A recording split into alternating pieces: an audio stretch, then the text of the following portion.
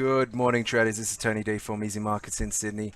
You've had a bit of a risk off and then risk back on event overnight. The stocks were looking very bearish at the beginning of the US session, then shot back higher. Tax plan news always in the headlines at the moment. Looks like we're getting a little bit closer to some sort of compromise, but there's still ongoing negotiations. Trump's on his way home now, so perhaps we are going to see some flare up or push through. You've still got to get the votes to pass both the House and the Senate. At the moment, though, it looks like the House vote's going to be this week, and then the Senate comes up with their own little proposal. See how big the differences are. Mnuchin was on the wires not long ago saying this is the U.S. Treasury Secretary saying he's expecting minor differences between them. Prefers that the corporate tax cut happens at the beginning of 2018. But we'll see that if we can. Otherwise, it's going to be delayed to 2019. You could get some disappointment there.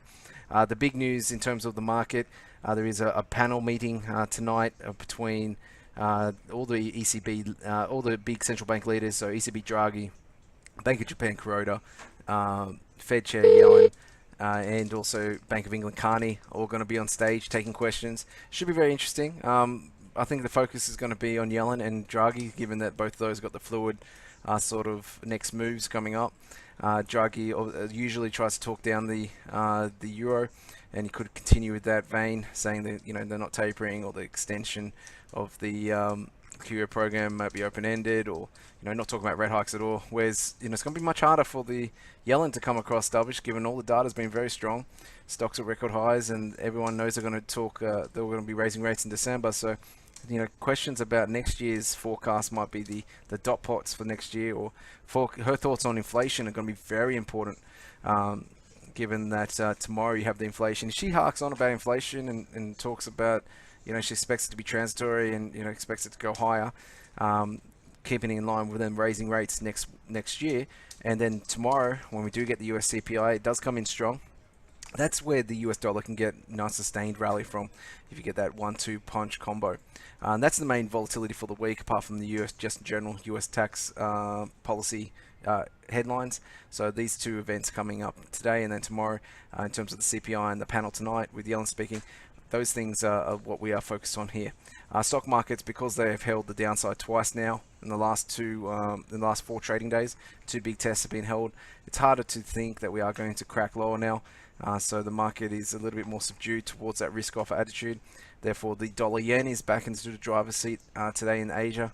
And if you're looking at the euro, very steady. The only big volatility you're seeing in the market is they are selling quite aggressively. The pound yesterday on the PMA news didn't really hold underneath 130 though. So interesting price action. Negative news in the market not selling off and holding down is pretty bullish price action in terms of the longer term trend.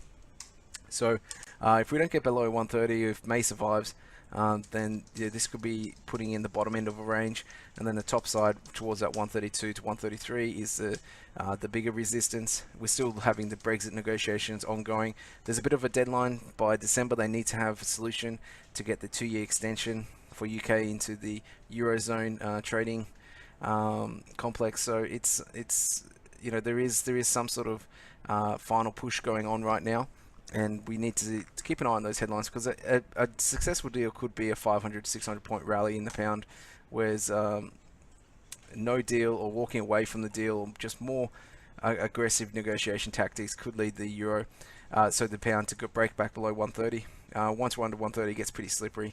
Also, if PMA resigns or has contention, has a leadership vote, no confidence vote in her in the next couple of days, then you could also see the pound break 130 on that sort of political uncertainty. So definitely not a US dollar based trade, the pound. It's much more to do with those politics over there in the UK.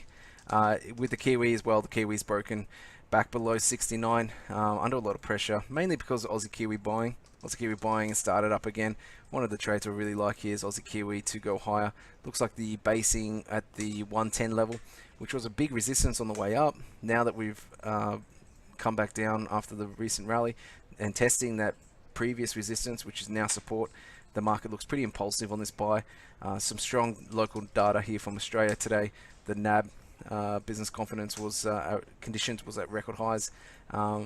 So there's a little reason to be looking at divergence there in the outlooks for the Aussie and the Kiwi. So it makes this trade potential back towards that 112, 113 level in coming weeks.